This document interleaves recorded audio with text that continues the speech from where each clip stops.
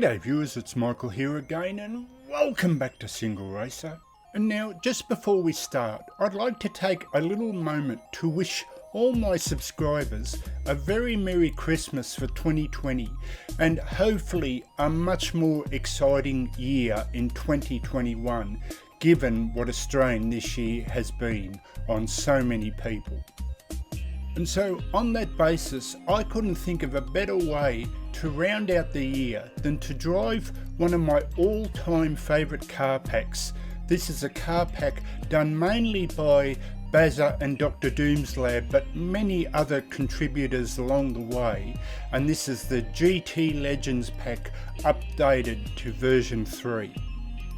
But just before we go racing, I do want to cover, say, 3 to 5 housekeeping points about the actual download, because you get a fantastic PDF along with it. And so this is for any possible new viewers that might not have seen this pack before.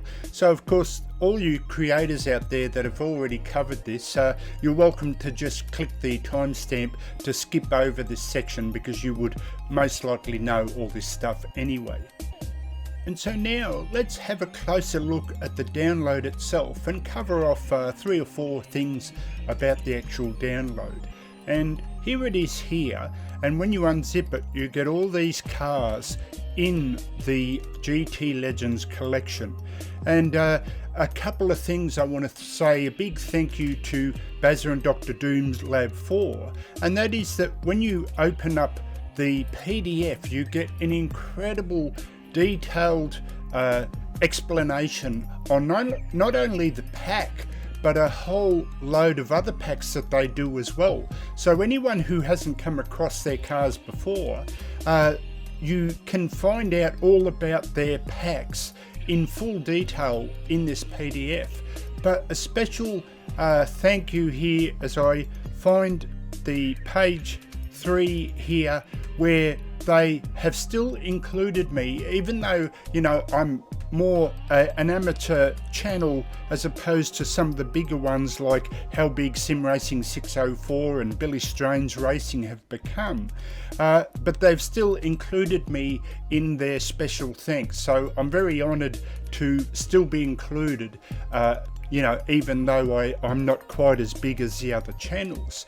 But the other thing I want to give just a small thank you to Bazza or whoever decided to do this, because there appears to be 2 new cars, maybe 3, because I remember that the Pantera here was included, but I can't remember, just from going from memory, whether it was the current one that's being featured, which comes from Race Department.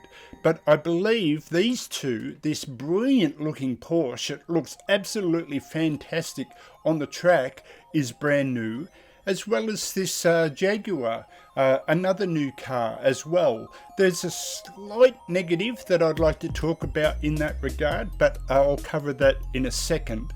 But the extra compliment I wanted to give was when I downloaded this update, I had already the previous version, and I like the fact that Bazza or someone else decided to rename the cars, as you see here, but including a GT little you know, lettering within the names, because that wasn't there in the earlier version. So when I tried to go into the Assetto Corsa menu car folder, the directory, all the Legend cars, because they have another pack that includes different Legend cars, which is explained in the PDF, but they were all mixed together, and I had to be very, very careful to make sure I was deleting the previous version cars and not accidentally deleting cars from another group. So just a bit of a thank you to Bazza or whoever decided to rename this, so that when you put them in the Assetto Corsa directory, they are kind of bunched up together in their own name.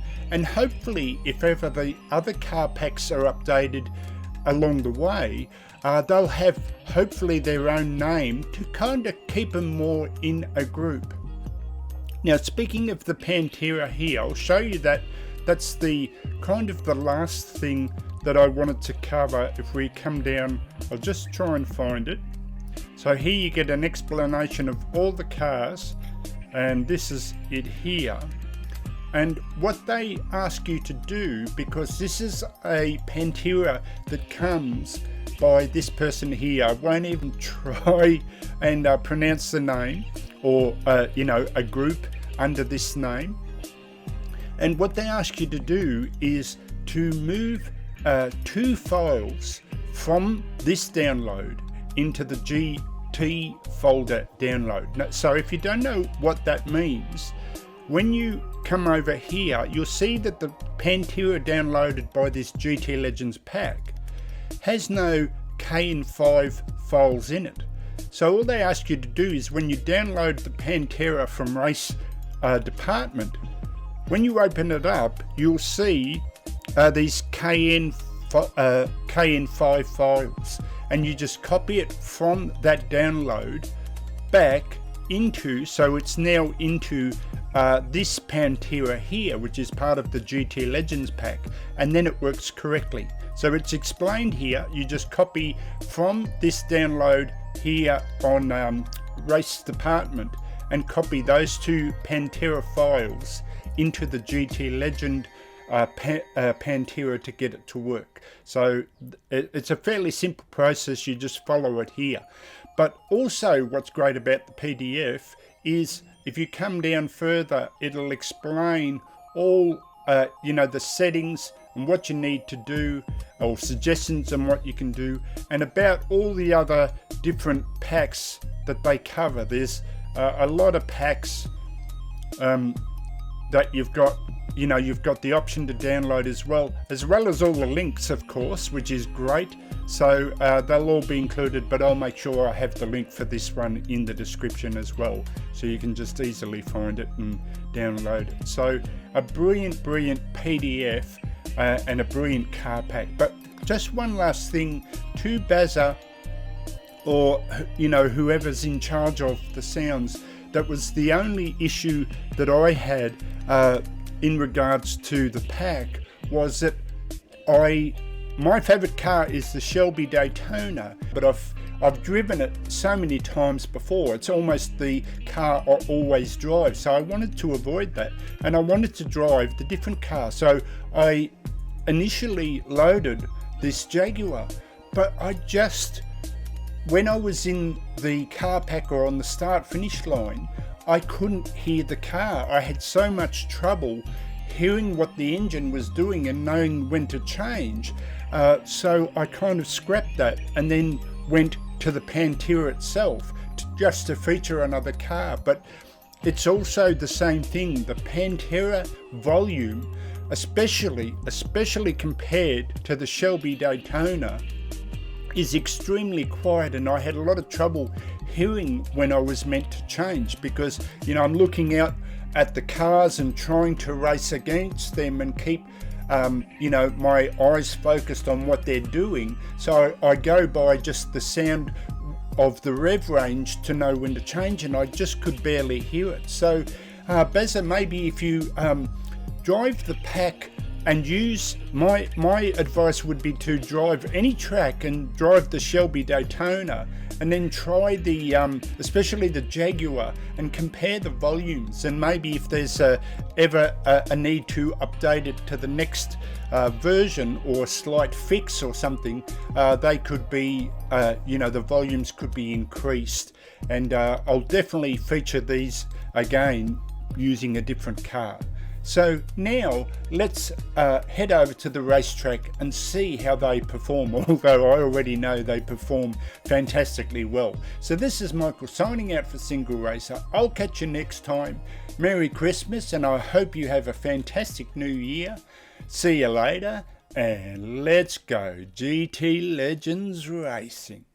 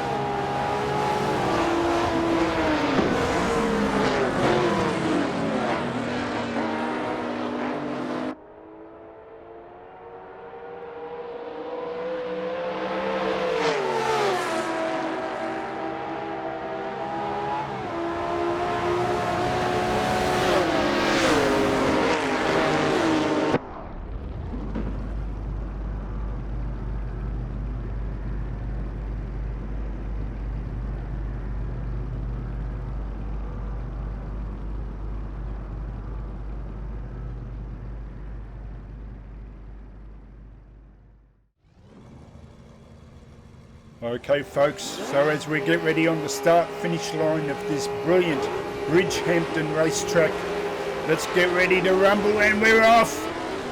And let's see if we can make up a few spots here as I pass this. Look, check this out, this is the brand new Porsche. I absolutely love the white lettering on the tyres, classic 70s wheels they were.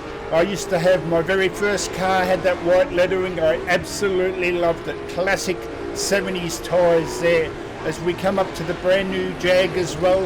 And this is what I mean though, this was the only negative, is that in amongst the cars, especially that Daytona, the blue and white Daytona up in front, is that some of the cars are so incredibly sounding. Listen to the volume as I pull up next to it, that my own car, this Pantera and the Jag, just got lost a bit there, and I actually couldn't hear when to change and had to look down because I realised I was stuck in second gear then. And you know, just makes it very difficult when you're a person like me who drives by the engine sound rather than just looking down and you know, getting an indicator when you're meant to change.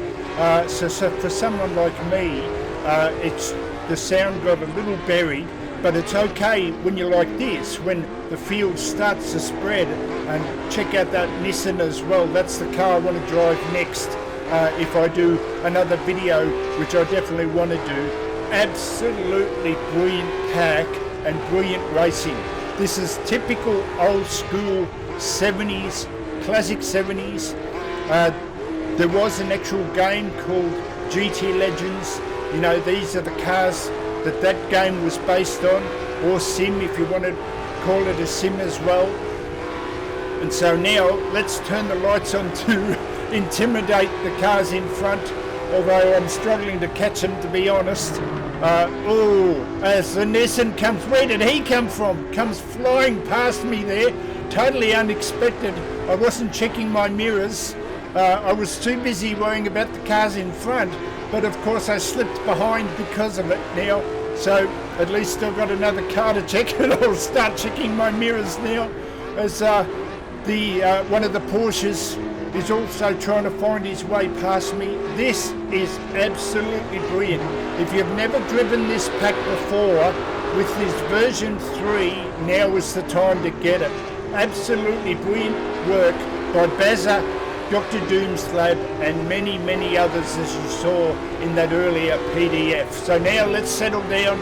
I absolutely love this track. I love here how you've got these two left-hand corners, so down to third and then down to second for this tighter corner here.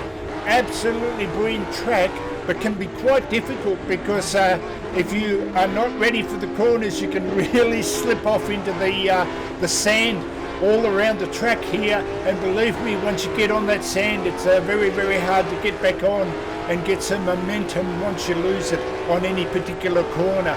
So now let's focus here.